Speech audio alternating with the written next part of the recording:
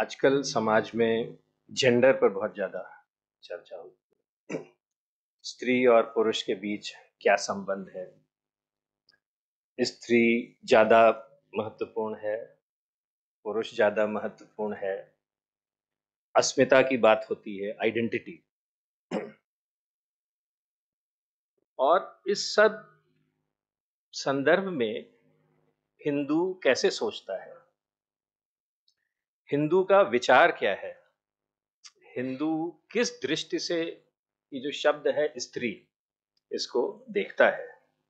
Gender identity को हिंदू किस दृष्टि से देखता है? तो हमको ये समझना चाहिए। तो ये श्वेताश्वतरोपनिषद से एक मंत्र है। नैव स्त्री न पुमानेश न चैवायम नपुंसकः यद्यत् शरीरमादत्ते तेने तेने स युज्यते।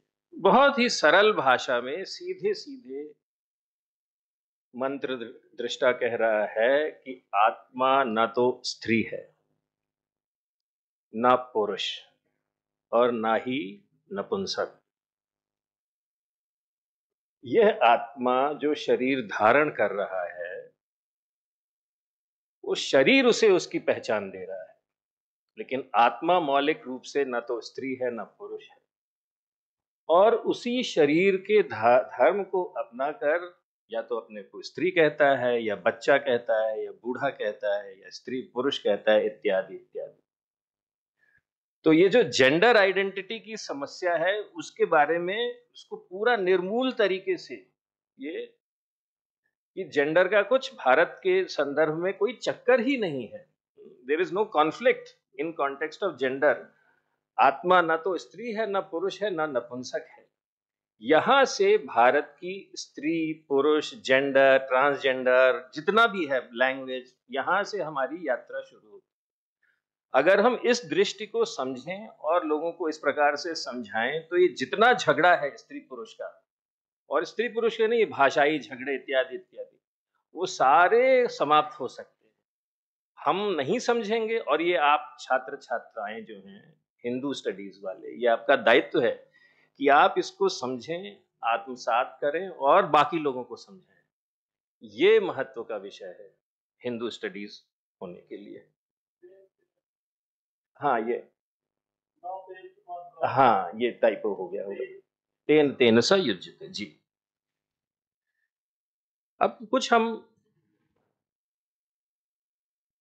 वेद में इस, तो एक तो बात ये है, लेकिन स्त्री है, पुरुष भी हैं।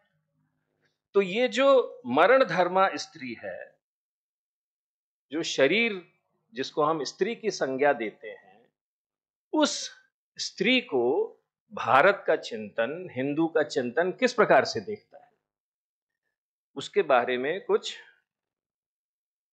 शब्द आते हैं। ये वैदिक वांग्मय में, उपनिषद भी की बात नहीं कर रहा हूं मैं, संहिता की बात कर रहा हूं। वहां क्या क्या शब्द आ रहे हैं? स्त्री अज्ञा है, ताड़ना न देने योग्य, चंद्रा है, आनंद देने वाली है, हव्या है, स्वीकार करने योग्य है, इड़ा है, प्रशंसनीय और गुणयुक्त है, ज्योता है, ज्योतिषमान है, काम्या है अर्थात मनोहर स्वरूप वाली है, मही है जैसे धरती, वह अत्यंत प्रशंसा करने योग्य है, रंता है, रमण करने योग्य। देखिए ये सारे शब्द संज्ञाएं स्त्री के संदर्भ में, मरण धर्मा स्त्री के बारे में आ रही, आइडेंटिटी के संदर्भ में नहीं, कि जो भी हमें स्त्री मिलती है उसको हमारी संस्कृति किन शब्दों से डिस्क्राइब कर रही है। विश्रुत है, वृहति है अर्थात बड़े पुरुषार्थ से युक्त है, ध्रुवा है, मंगल कार्यों में निश्चित बुद्धि वाली है, पुरंधी है, सर्वगुण संपन्न नगर का नेतृत्व करने वाली है। पुरंधी, पुरम वहां से आता है। सरस्वती है, शिवा है, कल्याणकारिणी है, सुखदायिनी है, उत्तम बुद्धि वाली है, मंगलकारिणी है, सुख देने वाली। बताइए वेदों में ये शब्द आ रहे हैं स्त्री के लिए, ये शब्द आ रहे हैं। और फिर हमारे समाज में आता है कि भाई हिंदू ऐसा सोचते हैं और वैसा सोचते हैं। तो पहले तो अगर हम ऐसा सोचते हैं व्यवहारिक पक्ष में, तो हमें अपना दिमाग ठीक करना चाहिए, और हमें लोगों को बताना चाहिए कि हमारी सांस्कृतिक थाती इस स्रोत से आ रही है। शंभु है शांति की देने वाली, सुयमा है सुंदर नियमों वाली है, प्रजावती श्रेष्ठ प्रजा रखने वाली है, वीरसु वीरों को उत्पन्न करने वाली है। देखिए कैसे कैसे शब्दों का उपयोग हो रहा है। अबला नहीं बोल रहा है ऋग्वेद, अबला नहीं बोल रहा है ऋग्वेद, वो आगे बात करें। शुचि भ्राजा है अर्थात पवित्र है, विज्ञान से युक्त है, नवेदा है, यशस्वती है, उरुधारा, पयस्वती इत्यादि और भी संख्या लंबी होगी। और ये बहुत ही सुंदर एक मंत्र आता है ऋग्वेद में, सम्राज्ञी श्वशुरे भव सम्राज्ञी शश्रवाम भव नंदा ननांदरी सम्राज्ञी भव सम्राज्ञी अधिदेव ऋषु। ये अगर आप लोग देखेंगे तो आजकल हमारे घरों में इससे तो समस्या उत्पन्न हो जाएगी। वो बोल रहे हैं हे वधू, जो नव वधू घर के अंदर आई है उसको क्या कहा जा रहा है कि हे वधू तू अपने ससुर, सास, ननंद और देवरों की साम्राज्ञी बनो। आज जो गंगा है उल्टी बह रही है क्योंकि वो आई है, उसका कुछ उसको आश्वासन दिया जा रहा है कि तुम यहाँ छोटे से उस कोने में बैठ के चुपचाप नहीं बैठे रहो, ये तुम्हारा मकान है, तुम्हारा घर है, तुम इस ग्रह की स्वामिनी हो। और ये तो सब ससुर सास और ये तो सब बड़े लोग हैं, इनकी आयु अधिक हो गई है, तो ये थोड़ी ना गाड़ी चला पाएंगे। तुम्हारा दायित्व है और तुम इस दायित्व का निर्वहन तभी कर सकती हो जब तुम सम्राज्ञी होगी। ये ऋग्वेद कह रहा है, ये भाषा है ऋग्वेद। तो हमें ये समझना चाहिए। और इस दृष्टि से जो ये मरण धर्मा स्त्री है, हिंदू समाज को इस दृष्टि से स्त्री को देखनी चाहिए। अगर हम नहीं देखते हैं तो वो अहिंदू दृष्टि है। एक और आता है यजुर्वेद में, महिला सिंहनी समान है, जो आनंद और स्थिरता प्रदान करती है और दुष्टों का दलन करते हुए साधुत्व की रक्षा करती है। मतलब ये सिर्फ उसको दायित्व भी दिया जा रहा है, ये नहीं है कि सम्राज्ञी बन के करोगी क्या, सम्राज्ञी बनकर करोगी क्या, झगड़ा नहीं करना है, साधुत्व की रक्षा उसका दायित्व है। क्योंकि समाज के अंदर जो स्थिरता होगी, अगर साधु लोग होंगे, अच्छे लोग होंगे, तभी स्थिर रहेगा समाज, अचल रहेगा, नहीं तो समाज स्खलित हो जाएगा। स्त्री पृथ्वी समान मही एवं शक्तिशाली है और सारे जगत की हिंसा एवं दुर्गुणों से रक्षा करती है, ये उसका दायित्व है। हे देवी, तू सुख से बैठने योग्य है, यजुर्वेद। तू राष्ट्र के रक्षाकारी बलवीर का उत्पत्ति स्थान है। हे मां देवी, तू सुख से बैठने योग्य इस असंधि आसन पर विराजमान हो। सुख से बैठने योग्य इस राजगद्दी पर बैठकर क्षात्र वश के परम आश्रय से इस राजगद्दी पर बैठ। फिर ये तो आता ही है मनुस्मृति में, न यत्र नार्यंत पूजन्ते रमन्ते तत्र देवता। लेकिन इसके अटैच्ड इसका भाग जो है उसको हम याद नहीं रखते, हिंदू समाज उसको भूल गया है। क्या कहता है, नहीं इसी में, साथ ही जहां नारियों का सम्मान नहीं होता है, ये दूसरा भाग, वहां मनुष्य और समाज के समस्त उद्यम फलहीन हो जाते हैं। और फिर ऋग्वेद का एक और मंत्र है कि ऋग्वेद परिवार पत्नी परिवार की पताका है, किसी भी पताका सम्मान है, जैसे देश का झंडा झुकना नहीं चाहिए, एवं सबको उसका आदर एवं रक्षण करना चाहिए, जिससे ऐसी पताका अनायास कभी भी ना गिरे। तो इस दृष्टि से हमारे लोगों को, हिंदुओं को, चाहे पुरुष हों चाहे स्त्रियां हों, स्त्री को देखना चाहिए। ऐसा हमारी वेद की संहिताएं बता रही हैं। सिर्फ संहिता भाग से, जिसको बोलते हैं ना शब्द प्रमाण, शब्द बता रहे हैं। और प्रश्न ये उठता है कि इस प्रकार की दृष्टि, जो ये मरण धर्मा स्त्री है, इस प्रकार की दृष्टि भारत के अतिरिक्त दुनिया में कहीं नहीं पाई जाएगी। आप अफ्रीका चले जाइए, यूरोप चले जाइए, चीन चले जाइए, जो सऊदी अरब है, मिड ईस्ट है, वहां चले जाइए, वहां पर जो स्त्री के प्रति दृष्टि है समाज की, वो अलग है।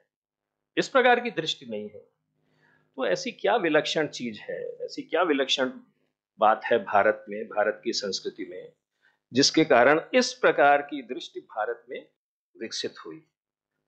और इसका उत्तर देने के लिए हमें दो तीन मोटे मोटे प्रश्नों पर विचार करना पड़ेगा कि विश्व के अलग अलग जो समाज हैं, उनके समाज की अपनी कथाएं क्या कहती हैं स्त्री के जन्म के विषय में। भारत की कथा क्या है कि पहली स्त्री कैसे जन्मी, इसी प्रकार यूरोप की कथा क्या है, और ये जो क्रिश्चियन और इस्लामिक विश्व है, वर्ल्ड है, वहां की कथाएं प्रथम स्त्री के जन्म के बारे में क्या कहती हैं, ये हमें समझना चाहिए। तब समझेंगे, तब हमें पता चलेगा कि ये अलग अलग स्त्रियों के बारे में विचार कहाँ से आ रहे हैं, और किस प्रकार हमारी अपनी हिंदुओं की भी जो अभी वर्तमान में जो दृष्टि है, किस प्रकार थोड़ी सी विकृत हो गई है स्त्री के प्रति। तो दो कथाएं संक्षेप में बात करूंगा, ये पता होना चाहिए सब हिंदू स्टडीज के छात्र छात्राओं को। तो यूरोप का जो जगत है उसके दो मूल हैं। एक उसका मूल जो है ग्रीस से आता है, और बाद में क्रिश्चियनिटी, ईसाईयत, वो उसका दूसरा बड़ा मूल है। तो ये एक विलक्षण सभ्यता है जिसके दो मूल है, दो जड़ें हैं, एक ग्रीक जड़, एक क्रिश्चियन जड़, और दोनों के आधार पर ही पूरा यूरोपीय समाज बड़ा हुआ है। तो ग्रीक कथा क्या कहती है स्त्री के बारे में? ग्रीस की कथा, पुराने जो उनके मिथक हैं उनको पढ़ें तो उसमें एक कथा आती है पेंडोरा की। पेंडोरा, किसी ने शब्द सुना है पेंडोरास बॉक्स? पेंडोरास बॉक्स उसी सब कथा से संबंधित है। पेंडोरा इस सृष्टि की ग्रीक मिथकों के अनुसार सबसे पहली स्त्री है। और कथा ये है कि सृष्टि का निर्माण हुआ, निर्माण की प्रक्रिया में 3 जनरेशंस उनके गॉड्स की आती हैं। जनरेशन नंबर 1, उनसे बच्चे होते हैं तो जनरेशन नंबर 2, और जनरेशन नंबर 1 और 2 में पटती नहीं है तो जनरेशन नंबर 2, जनरेशन नंबर 1 के जो गॉड्स हैं, मैं देर जानकर नहीं कह रहा हूँ, गॉड्स को या तो मार देते हैं या उनको जेल में डाल देते हैं, तो जनरेशन नंबर 2 आ जाता है। फिर जनरेशन नंबर 2 के बच्चे होते हैं जनरेशन नंबर 3, जिसमें आज का ये जिनका नाम हम ज्यादा सुनते हैं, हेलेना, जियस, ये जो सारे ग्रीक गॉड्स हैं, ये तीसरी जनरेशन के हैं। तो तीसरी जनरेशन वाले अपने से बड़े वालों को या तो मार देते हैं या जेल में डाल देते हैं। तो ये परंपरा आ रही है, अभी तक पृथ्वी पर मनुष्य नहीं आया है। तो ये तीसरी जनरेशन है, उसमें जो उनके नेता हैं जियस को लगता है कि पृथ्वी पर मनुष्य का निर्माण होना चाहिए मृत्युलोक में। तो वो अपने एक गॉड को भेजते हैं, एपिथीमियस, उसको पृथ्वी पर भेजते हैं, बोलते हैं कि वहां पर मनुष्य को स्थापित करो। तो मनुष्य को स्थापित कर देता है, और वो देखता है कि इन मनुष्यों को ऊर्जा की जरूरत है, तो देवताओं से अग्नि चुरा करके वो मनुष्यों को दे देता है। अब ये देवताओं से अग्नि जब चली जाती है तो जियस को बहुत ही क्रोध आता है, बोलता है कि ये एपिथीमियस को दंड देना पड़ेगा क्योंकि इसने ये हमारे साथ विश्वासघात किया है। तो कैसे इनको दंड दिया जाए? तो एक स्त्री का निर्माण होता है। देखिए, दंड देने के लिए एक स्त्री का निर्माण हो रहा है, एपिथीमियस को दंड देने के लिए एक स्त्री का निर्माण होता है। बहुत सुंदर स्त्री है, पेंडोरा उसका नाम है। और ग्रीक मिथक पढ़ें तो उसमें आता है, बहुत सुंदर है, और अनेक गॉड और गॉडेसेस जो हैं उसमें उसको अपने अपने गुण देते हैं। तो उसके गुण क्या हैं उस पेंडोरा के, आख्यान पढ़ना पड़ेगा। बहुत ही बातूनी है, छली है, धूर्त है, वाचाल है, बहुत सुंदर है, मोहिनी है। इस प्रकार का उसको निर्माण करते हैं और एपिथीमियस के सामने प्रस्तुत करते हैं। और एपिथीमियस को उसका भाई कहता है, देखो तुम्हें ये जो गॉड्स हैं इन्होंने तुमको तंग करने के लिए, फंसाने के लिए इसका निर्माण किया, इससे सम्मोहित नहीं होना। क्योंकि इतनी अनिंद्य सुंदरी की देखते ही वो उसके उसमें आप मोह जाल में फंस जाता है और दोनों के बीच विवाह हो जाता है। अब जब विवाह हो जाता है तो उसके बाद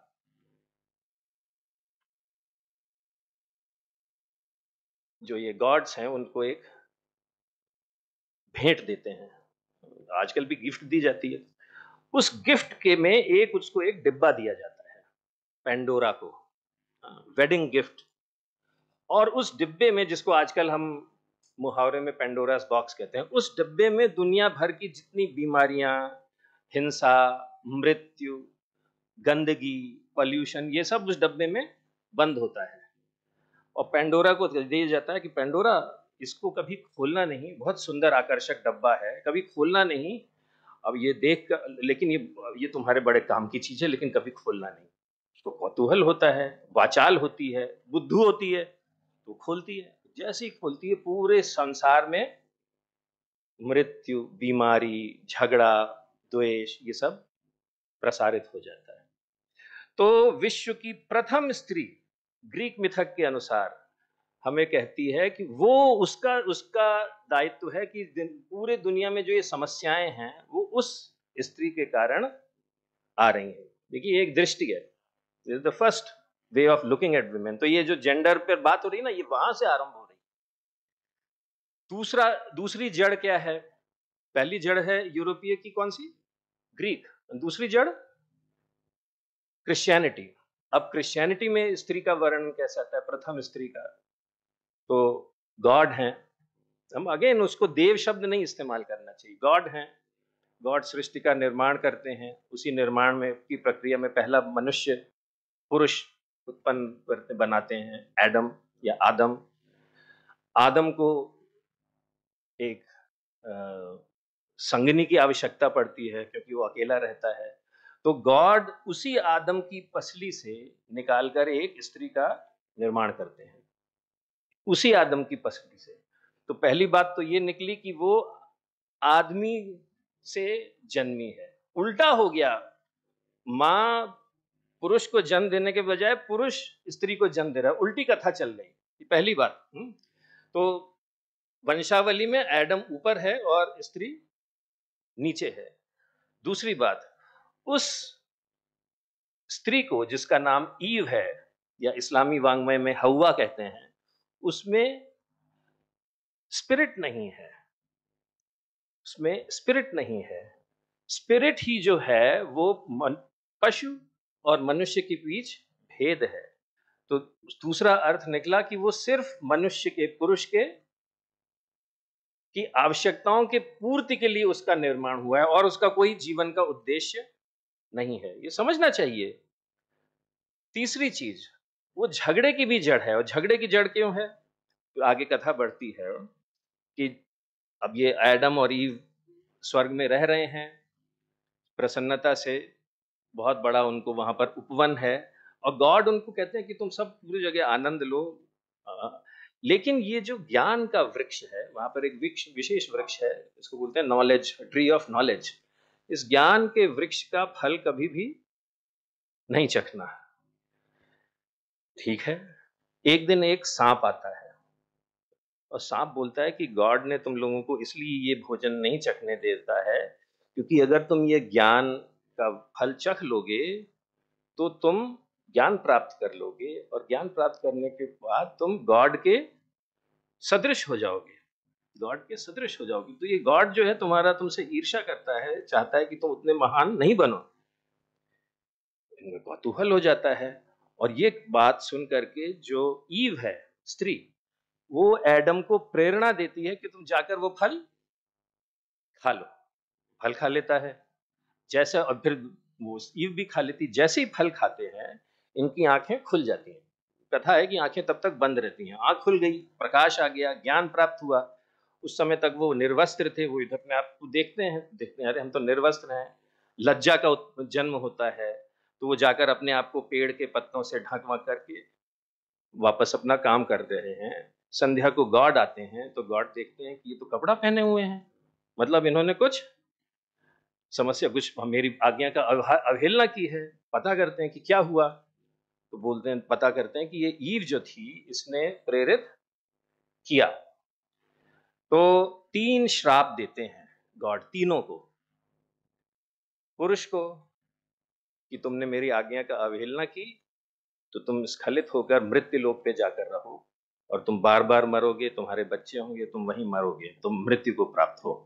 तो उसको श्राप दिया।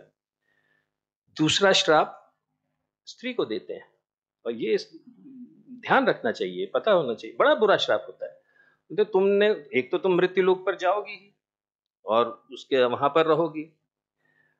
दूसरा, क्योंकि तुमने इसको प्रेरित किया है तो तुम बड़ी दुष्टा हो, तुम्हें मैं विशेष दंड दूंगा।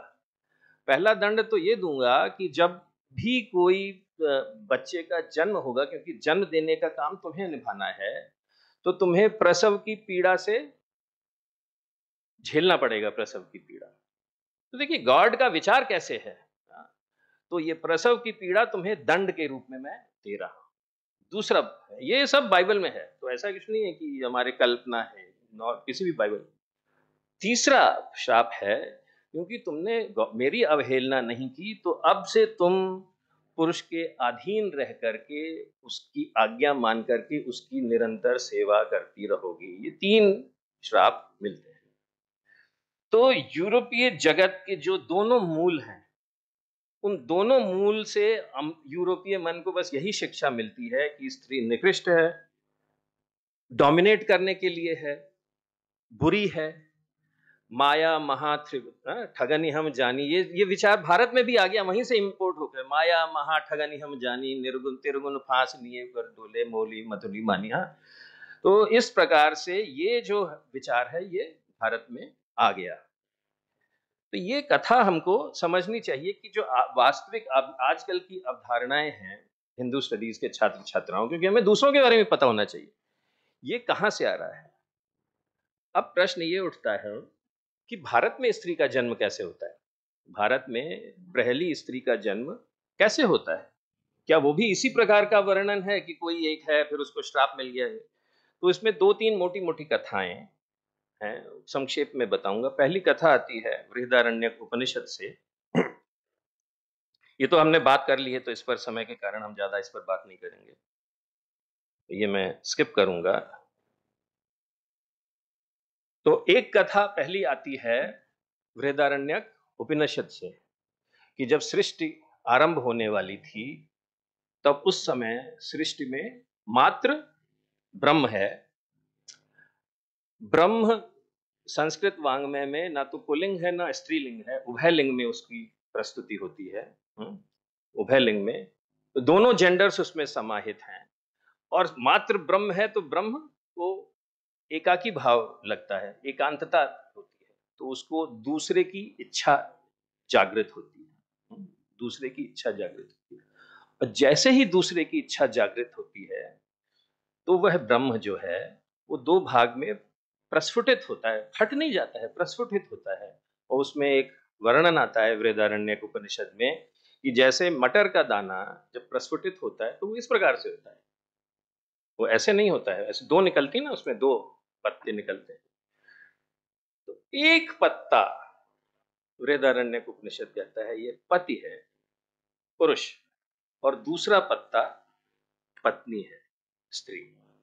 दोनों जुड़े हुए हैं और एक दूसरे को देखते हैं तो अलग अलग का भी भाव होता है, लेकिन मूल पर, क्योंकि वो उपनिषद हमें बता रहा है मूलतः एक ही है, मूल में दोनों जुड़े हुए हैं। तो एकात्मता की भी दृष्टि है बृहदारण्यक उपनिषद में, लेकिन जब दोनों एक दूसरे को दिखते हैं तो दोनों को भेद दिखता है, इसलिए दोनों अब तेन तेन सा अलग अलग तरीके से अपने आप को व्यक्त करते हैं। तो एक पति हुआ और एक पत्नी हुआ, एक कथा ये है।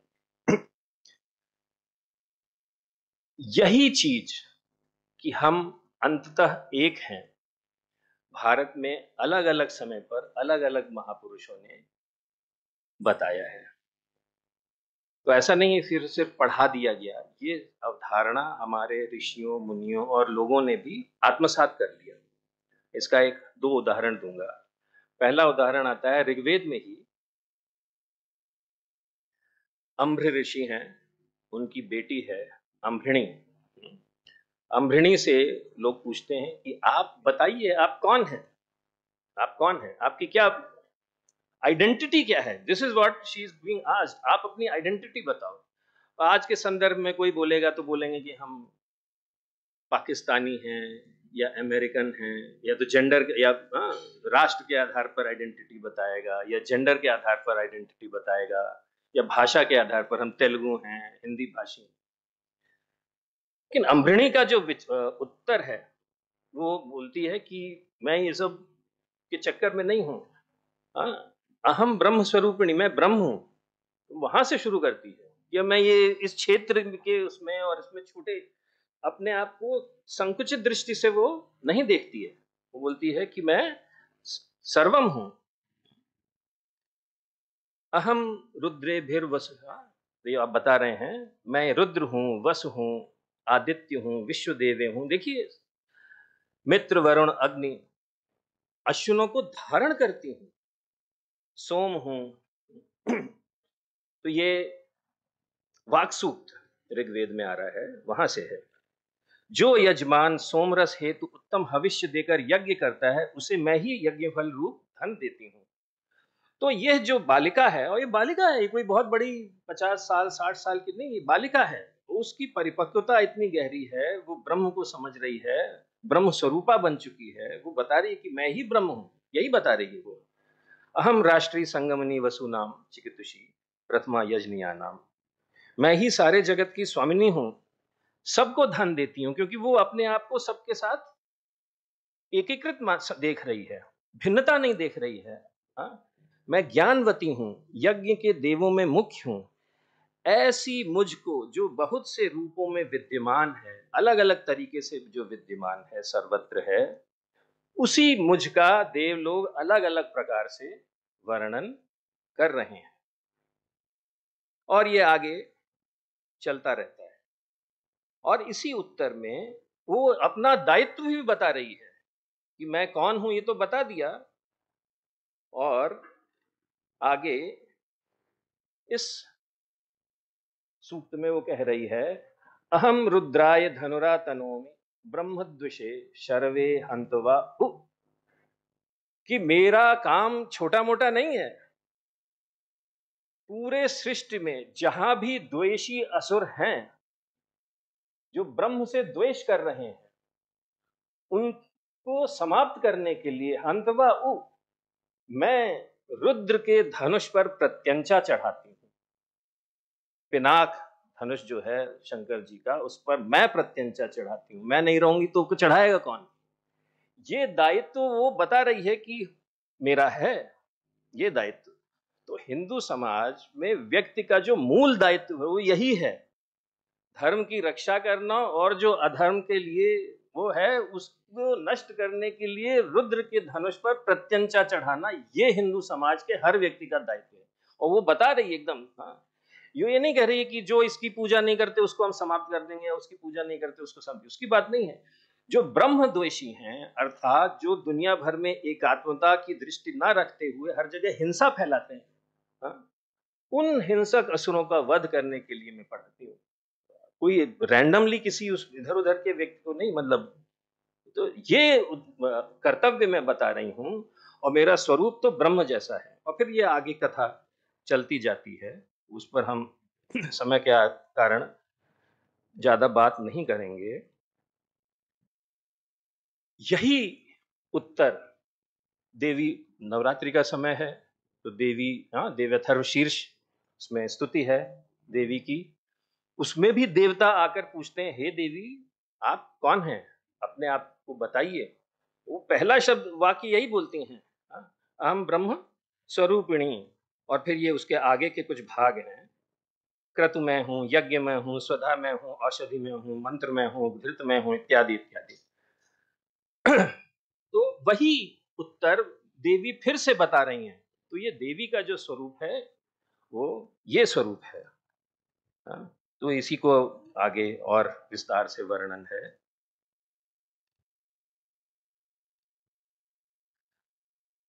और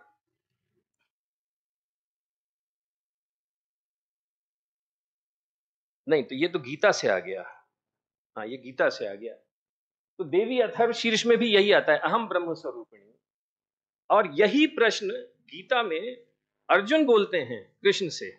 देखिए, एक पुरुष से प्रश्न पूछा गया और एक स्त्री से प्रश्न पूछा गया, और क्योंकि मौलिक भेद दोनों में, पुरुष और स्त्री में नहीं है, तो कृष्ण का भी उत्तर जो है यही है कि मैं ही सर्वस्व हूं, क्रतु यज्ञ स्वधा औषधि मंत्र धृत, सब में मैं ही व्याप्त हूं। तो ये ऐसा नहीं है कि कृष्ण ही जीव व्याप्त है, देवी का भी उत्तर यही है। और कृष्ण भी बीच बाद में वह बताते हैं कि मेरा एग्जिस्टेंस, मैं हूं क्यों, मैं जगत में प्रकट क्यों होता हूं, क्योंकि जब भी संसार में अधर्म का अधर्म बढ़ता है तो उसको नाश करने के लिए मैं बार बार इस पृथ्वी पर अवतरित होता हूं। तो जो कृष्ण का उत्तर है, मेरी आइडेंटिटी क्या है उस बारे में, वही उत्तर देवी का है। जो कृष्ण बता रहे हैं कि मेरा दायित्व क्या है, वही दायित्व देवी भी बता रही हैं। कोई मौलिक रूप पर दोनों के वाणी में, आइडेंटिटी में और प्रयोजन में भेद नहीं है। तो इसको मैं थोड़ा सा स्किप करूंगा, क्योंकि इसी उत्तर को भारत की जो सामान्य महिलाएं हैं, इन्होंने अंगीकार कर लिया और बहुत गहराई से सीखा और समझा। इसी उत्तर को समझते हुए एक बार एक माँ ने अपने बच्चे को लोरी गाकर सुनाई। एक कथा आती है मार्कंडेय पुराण में कि मदालसा माँ है, बच्चा रो रहा है, नवजात शिशु है, उसको कुछ चाहिए, और मदालसा उसको बताती है कि हे पुत्र, तुम क्यों रो रहे हो। देखिए, तो जो विचार भारत का था वो जन जन में व्याप्त होकर एकदम प्रसारित हो गया। और मदालसा बता रही कि हे पुत्र, तुम शुद्ध हो, तुम बुद्ध हो, तुम निरंजन हो, तुम निराकार हो, तुम क्यों रो रहे हो। ये तो सारा जगत चलायमान है, अस्थिर है, क्षणभंगुर है, इस सब के कारण तुम्हें काहे चिंता हो रही है, तुम्हें रोने की आवश्यकता नहीं है। बचपन से ही अनेक भारत की माताओं ने ये शिक्षा दे देकर अपने बच्चों को ऐसा तैयार कर दिया कि ये जो भारत की हिंदू संस्कृति है आज तक बची हुई है। तो ये एक बहुत बड़ा दायित्व भारत की माँ का हमेशा से रहा आया है। जब तक भारत की माताएं इस दायित्व को चलाती रहेंगी, हमारी सभ्यता हिल नहीं सकती।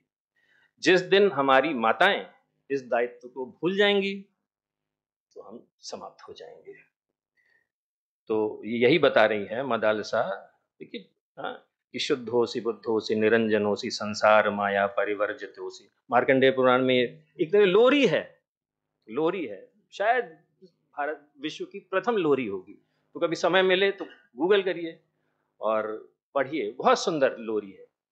और छोटे ही छोटे बचपन में अपने 3 बच्चों को, 3 बच्चे हुए, तीनों तो उनके वो ब्रह्मज्ञानी होकर छोड़ के चले गए, क्योंकि वो रानी की, तो राजा ने कहा, अरे मदालसा, तुम्हारे 3 बालक हो गए, तीनों तो, वो अब मेरा राज्य कौन चलाएगा।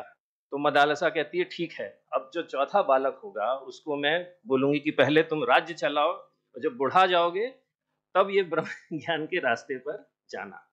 तो ये स्ट्रेंथ, शक्ति रही है भारत के स्त्री की। और मैंने शब्द यहां इस्तेमाल किया शक्ति का। तो अब हमें अगला शब्द, ये जो इसी, क्योंकि पूरे स्त्री पर्व है, इसमें ये शक्ति शब्द बहुत बार आता है। तो इस शक्ति का अभिप्राय भारत के चिंतन में क्या है, ये हमें समझना चाहिए। तो मैं 15-20 मिनट इस पर भी बताऊंगा। तो शक्ति, हम थोड़ा कई बार कंफ्यूज हो जाते हैं कि शक्ति, प्रकृति, ऊर्जा, स्त्री, सब कंफ्यूज होकर के एक आपस में एक दूसरे की जगह उनको इस्तेमाल कर लेते हैं। लेकिन शक्ति का बहुत ही विशिष्ट महत्व है भारत और हिंदू के वांग्मय में, और ये शक धातु से निकलता है। तो शक धातु से क्या अभिप्राय होगा, आप लोग तो बताएंगे, यहाँ पे कुछ गलत बोल दूंगा तो आप लोग पकड़ लेंगे। किसी भी वस्तु में अगर कुछ जन्म देने की कैपेबिलिटी है, उससे कनेक्ट करता है ये धातु शक। यही शब्द हिंदी में अपभ्रंश के रूप में सक बन गया। जैसे हम बोलते हैं मैं यह काम कर सकता हूं, मतलब मुझ में ये क्षमता है। अगर क्षमता होती नहीं तो मैं नहीं कहता कि मैं ये काम कर सकता हूं। तो किसी भी काम को, चाहे इच्छा शक्ति हो या क्रिया को करने की कैपेबिलिटी, क्षमता अगर मुझ में है तो मुझ में वो शक्ति है। अगर मुझ में वो कैपेबिलिटी नहीं होगी तो मैं वो काम नहीं कर सकूंगा और मुझ में वो शक्ति नहीं होगी।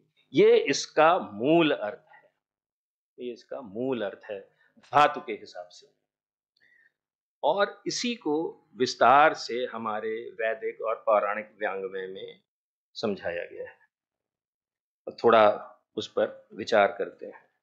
तो पहला आता है,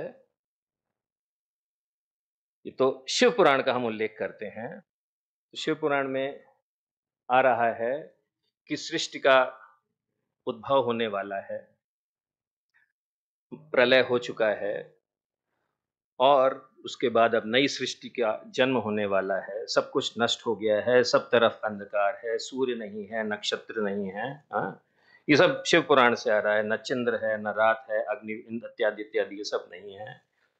उस समय प्रधान तत्व से रहित, अर्थात कुछ भी नहीं है, हाँ, दिख नहीं रहा है, किसी दूसरे किसी तेज की उपलब्धि नहीं है, सिर्फ एक ही तेज का स्रोत है। अदृष्ट आदि का अस्तित्व नहीं है। तो ये सारा वर्णन चलता जा रहा है।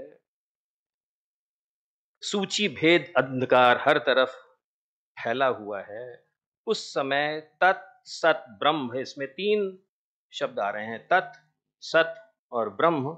इन तीनों में से सिर्फ सत शब्द ही सुना जा सकता है, बाकी तत् तो दूसरा वह अगर होगा तो यह भी होगा, इसलिए तत् भी नहीं है।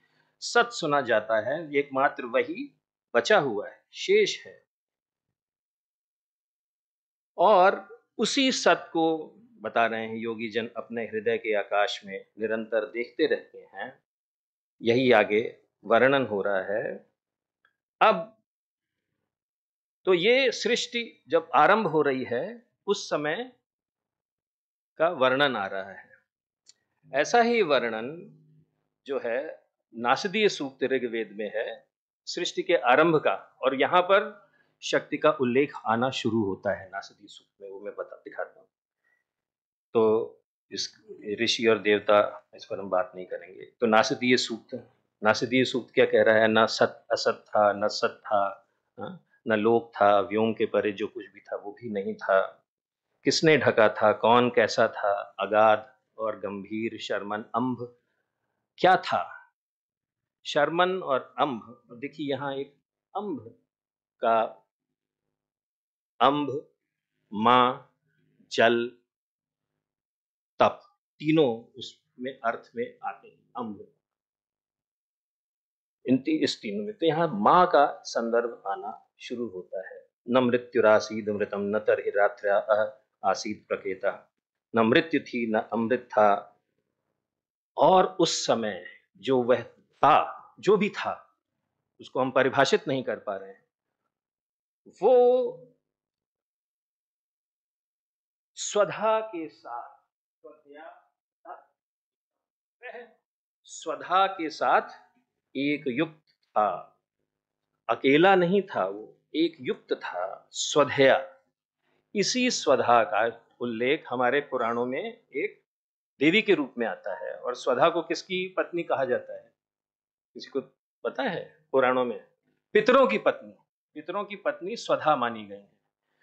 तो जो पुराना ब्रह्मांड है वो तो अब समाप्त हो गया, उसकी जो शक्ति है उसी शक्ति को लेकर के वो स्वधा, उसी स्वधा के साथ एक युक्त होकर पुराना वाला जो ब्रह्मांड है, उस हर भी वहां की शक्ति, जब अगर वो वहां से शक्ति नष्ट हो गई होती तो आगे के ब्रह्मांड की रचना कैसे होगी?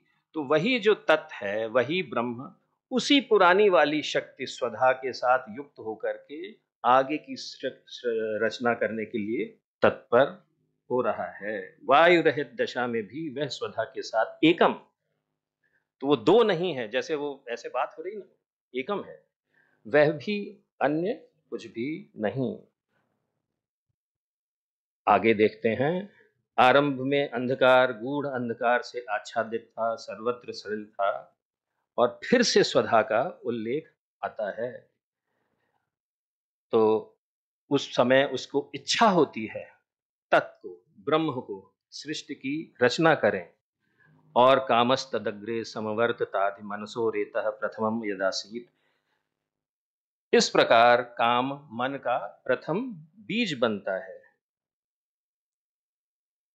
और फिर जैसे ही उस ब्रह्म में जो स्वधा के साथ एक है, स्वधा से अगर अयुक्त होगा तो गाड़ी आगे नहीं चल सकती, उसी समय जैसे ही उसके मन में इच्छा जागृत होती है, रेतोधा आसन महिमान आसंत स्वधा अवस्थात प्रयति परस्तात, इच्छा रूपी बीज से महिधा और स्वधा असन, उसी स्वधा की प्रेरणा से अचानक विस्फोट होता है, नीचे से ऊपर की ओर पलक झपकते हैं, परस्तात, और सृष्टि की रचना प्रारंभ होती है। तो नासदीय सूक्त में भी उस स्वधा जो इस पूरी सृष्टि की रचना करने के लिए जो प्रेरणा शक्ति है, उसका उल्लेख आ रहा है। तो इस शक्ति से अभिप्राय सृष्टि में जो कुछ भी होता है, जब भी कुछ हमें नया लगता है, उसके बारे में प्रतीति होती है, उसको प्रेरित करने वाली जो शक्ति है, वो जो प्रेरित करती है, वह तत्व शक्ति होता है, वह तत्व शक्ति होता है। तो ये फिर उसका नासदीय सूक्त का उल्लेख आता है। इसको और खोल करके और ज्यादा विस्तार से शिव पुराण में यही कथा दूसरे तरीके से बताई जाती है।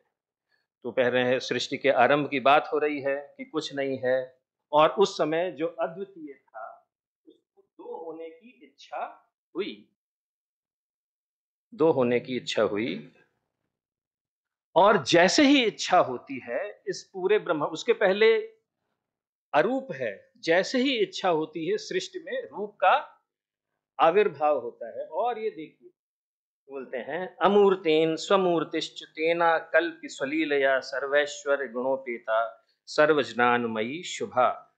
ये सारा स्त्रीलिंग एक मूर्ति प्रकट होती है। जैसे ही ब्रह्म तत्व को सृष्टि प्रकट करने की इच्छा होती है, एक मूर्ति प्रकट होती है, मूर्ति। और किसी भी भाषा, भारत की सारी भाषाओं में हम क्या बोलते हैं, राम की मूर्ति, शिव की मूर्ति। मूर्ति जो है स्त्रीलिंग है। सृष्टि में विश्व में जो कुछ भी है सब स्त्रीलिंग है। उसी भाव में देखिए यहां भी स्त्रीलिंग शब्द का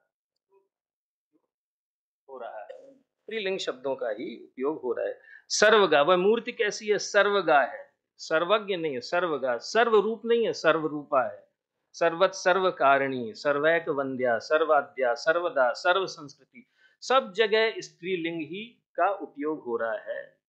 तो ये पूरा जगत जो भी कुछ हम अनुभव करते हैं, ये उसी शक्ति का प्राकट्य है और कुछ भी नहीं है। और क्योंकि वह शक्ति का प्राकट्य है, उस ब्रह्म तत्व का जो दूसरा उसका पक्ष है जो परिवर्तनशील नहीं है, उसका प्राकट्य नहीं हो रहा है, उस शक्ति का प्राकट्य है। इसलिए जो ये पूरी सृष्टि में सब कुछ स्त्री स्वरूपा है, स्त्रीलिंग में उसको व्याख्यायित किया जा रहा है। और तो वही देखिए मूर्तैश्वरीम शुद्ध रूपिणीम इत्यादि इत्यादि, तो हर शब्द में स्त्रीलिंग का ही उपयोग हो रहा है। तो ये जो शक्ति है, इस शक्ति के कारण जो ब्रह्म है उसमें सृजन करने की कैपेबिलिटी होती है। अगर वो कैपेबिलिटी नहीं हो तो वो इम्पोर्टेंट होगा, उसमें कुछ क्षमता नहीं होगी। और लेकिन उस मूर्ति का नाम क्या है, सदाशिव। तो नाम पुरुष और मूर्ति स्त्री। बिना नाम के मूर्ति का कोई अर्थ नहीं है, और बिना मूर्ति के नाम का क्या रखेंगे, कुछ अगर दिखेगा ही नहीं तो। समझ रहे हैं? तो शक्ति और शिव का की जो संकल्पना है, वो एक तरीके से अविभाज्य संकल्पना है।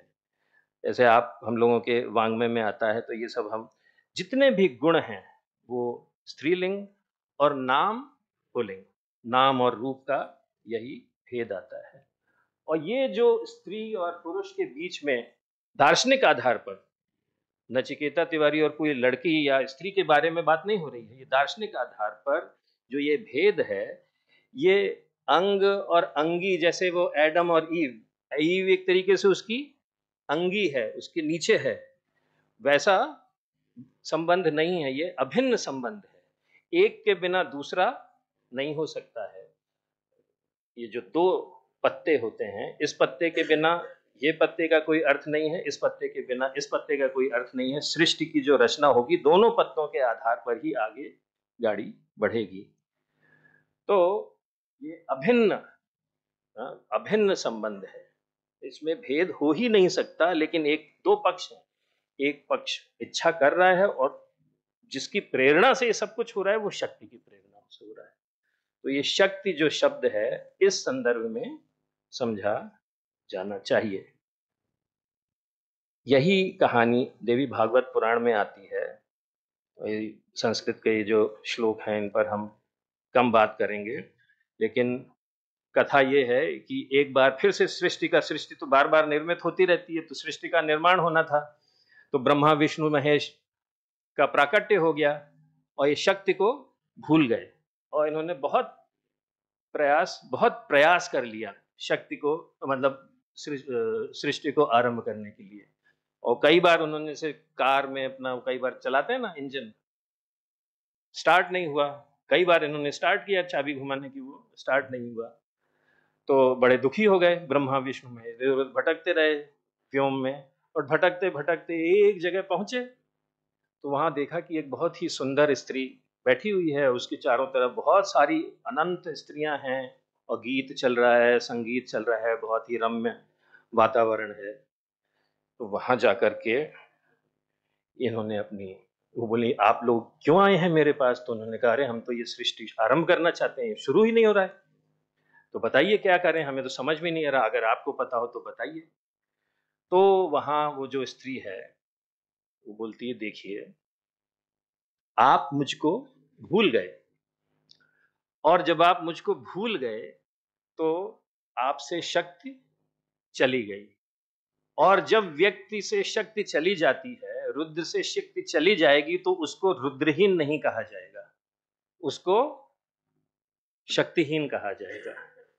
इसी प्रकार आप विष्णु की जब शक्ति चली गई है, तो आपको विष्णुहीन नहीं कहा जाता, आपको शक्तिहीन ही कहा जाता है।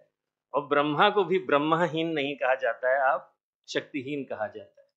तो आप इसको विस्मृत कर दिए हैं, आप वापस पुनः मुझको समझिए, आपकी अभिन्न जो शक्ति है उसको फिर से समझिए, और उसको समझ करके फिर इस सृष्टि के निर्माण में लगिए, तो ये गाड़ी आगे बढ़ेगी। तो उनको प्रेरणा मिलती है, उनको एक मार्ग मिलता है। और सरल सी भाषा में देखिए कितना सुंदर बताया कि रुद्रहीन नहीं होता है, विष्णुहीन नहीं होता है, ब्रह्माहीन नहीं होता है, शक्तिहीन होता है। तो ये शक्ति से अभिप्राय है। और फिर उसी में वहां देवी बता रही हैं कि इसमें हूँ, श्री हूँ, धृति हूँ, कीर्ति हूँ, स्पर्धा हूँ, इत्यादि इत्यादि। तो ये सब अपना बता रही हैं। हे विधे, इस संसार का कोई भी जीव मुझसे रहित होकर स्पंदन भी करने में समर्थ नहीं हो सकता है, स्पंदन भी नहीं कर सकता है। और यही भावना अंत में शंकराचार्य जी भी अपनी सौंदर्य लहरी में बताते हैं कि शक्ति के बिना शिव में स्पंदन भी नहीं हो सकता है, और शिव जो हैं शव बन जाते हैं। पहले 2-3 श्लोकों में ही आ जाता है कि शिव के बिना शक्ति के बिना शिव जो हैं स्पंदनहीन हो जाते हैं। जितना भी स्फुरण शिव में है, वो इसी शक्ति के कारण है, और ये शक्ति उनसे अभिन्न है। अभिन्न है। ये उनके नीचे नहीं है, अंतर्गत नहीं है, उनके अंतर्गत नहीं है, उनकी सर्वेंट नहीं है, उनके अंतर्गत नहीं, ये हमें समझना चाहिए। और यही भावना बार बार हमारे वैदिक और पौराणिक वाङ्मय में आती है कालांतर में। लेकिन ऐसा नहीं है कि पुराणों में कुछ इसके परे भी आता है या नहीं आता है, आता है। लेकिन कालांतर में ऐसा संभव हुआ होगा कि पुराणों में और हमारे अनेक ग्रंथ हैं, उनमें बाहर से के बाह्य प्रभावों के कारण कुछ चीजें प्रविष्ट करा दी गई। लेकिन जो हमारा वैदिक वाङ्मय है और उपनिषदिक वाङ्मय है, उसमें एकदम स्पष्ट है कि स्त्री पुरुष के बीच कोई भेद नहीं है, वस्तुतः दोनों एक ही हैं। शक्ति का अभिप्राय, जो भी संसार में कहीं क्रिया होती है वो उसी शक्ति की प्रेरणा से होती है, और वो शक्ति जो ब्रह्म है उससे अभिन्न है, उसके अंतर्गत नहीं है, उससे अभिन्न है। एक के बिना दूसरा अपूर्ण है। दोनों के युग्म से ही सृष्टि की गाड़ी आगे चलती है। और ये जो भिन्न ये संबंध है, और शक्ति वो भी अनंत है, वो कभी लुप्त नहीं होती, ब्रह्म भी कभी लुप्त नहीं होता, और इन्हीं की प्रेरणा से संसार आगे चलता रहता है। ये शक्ति, इस संदर्भ में हमें शक्ति जो शब्द है, मैं कर सकता हूं, ये जो सक है, ये उसको उस दिशा में आपको इंगित करता है कि इस शक्ति का अभिप्राय क्या होता है। तो इतना मैं बताना चाहता था। 5-10 मिनट का अगर आप लोग चाहें तो हम ब्रेक ले लेते हैं, फिर हम थोड़ा सा हिंदू के ऊपर बात करेंगे, अगर आप लोगों की इच्छा हो तो।